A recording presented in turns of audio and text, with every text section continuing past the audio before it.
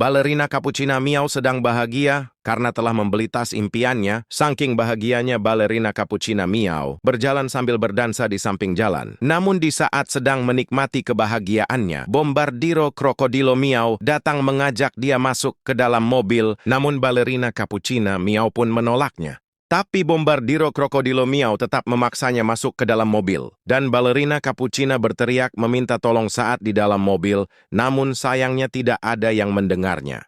Jangan lupa like and subscribe untuk melanjutkan cerita anomali kucing ini.